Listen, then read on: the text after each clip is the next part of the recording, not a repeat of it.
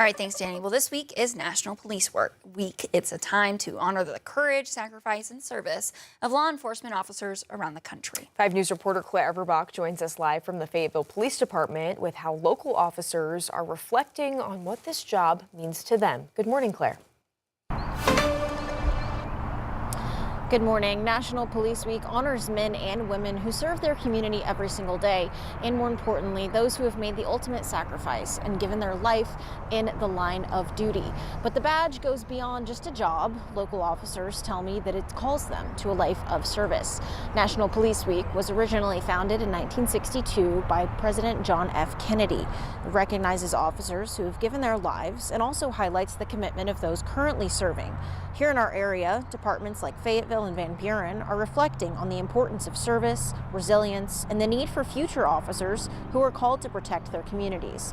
Law enforcement officials say policing requires both strength and compassion, even during times of grief when they've lost one of their own. The calls don't stop coming in just because you may be grieving or planning on honoring your fallen brethren, but the calls don't stop. And the citizens still need services. And if you think this is what you're being called to, come on, we need people who are full of compassion, full of empathy, and want to serve the community in which they live and leave it better than they found it. National Police Week continues through May 17th with events happening all over the country, including National Peace Day on May 15th in Washington, D.C. Live in Fayetteville, covering news where you live, Claire Everbach, 5 News. Fayetteville City Council will meet tonight to talk about an appeal for the new Ramey Junior High School site plan. The Planning Commission approved the plans last month, but now City Council member Teresa Turk is leading an appeal. She says in a letter the permit does not meet the concerns raised by nearby residents, such as pedestrian safety and land protection. Council will also hear an appeal on the decision to deny drone manufacturing facility near Drake Field Airport. The Board of Adjustments denied Swarm Aero's business license last month after they found it was not properly classified for zoning. For many people in Ozark, the building widely known as the Model Cafe holds lots of memories. Now, as city leaders work to revitalize downtown, there's hope the building could see some new life again. For years, many buildings in downtown Ozark sat vacant or deteriorating. Monday night, city leaders discussed the building's progress, saying the owner has started making repairs after the city sold the property with requirements that it be fixed up. Business owner Justin McCormick says downtown Ozark has started seeing new shops and restaurants move in, with 4 new businesses opening since April and more still on the way. Downtown didn't really have anything. And so in this past year, we've seen vibrancy being brought back to downtown piece by piece. McCormick says he hopes the changes happening downtown help preserve the history so many people in Ozark grew up with. Well, in Russellville, Unit 2 at Arkansas Nuclear 1 is back up and running. Yeah, it comes after a planned outage for refueling and maintenance for the plant. Arkansas 1 is the only nuclear plant in the state. It produces around 20% of the state's power. During the outage, Energy, which operates the site, put in a new retractor vessel head, which is the first of its kind in the nuclear power industry. The site vice president at Nuclear 1 says the maintenance allows for savings for their customers, as well as the longevity of the plant.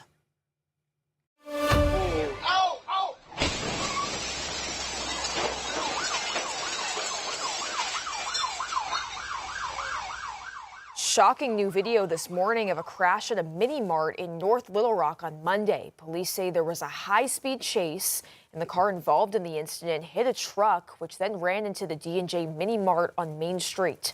Police say the drivers of both vehicles were taken to the hospital, but their conditions were unknown as of Monday evening. The investigation is ongoing, but details are limited right now. Well, more than a dozen American passengers from the MV Hondius are back in the U.S. after the deadly hantavirus outbreak. One couple is quarantining at Emory University Hospital in Atlanta after one of them began showing symptoms. The other 16 Americans are being monitored at the University of Nebraska Medical Center, including one passenger in a biocontainment unit after testing positive for the Andes strain, which can be passed from person to person. With an incubation period of more than 40 days, it's unclear when the passengers will return to their homes. They certainly have the option to stay here. There's going to be an individualized decision plan for them to determine if it makes more sense for them to complete their 42-day monitoring period at home. More than 100 other passengers have returned to over 20 countries to quarantine, including a French woman who tested positive. The acting CDC director tells CBS News this outbreak will not be COVID 2.0. The MV Hondius is now on its way to the Netherlands for disinfection.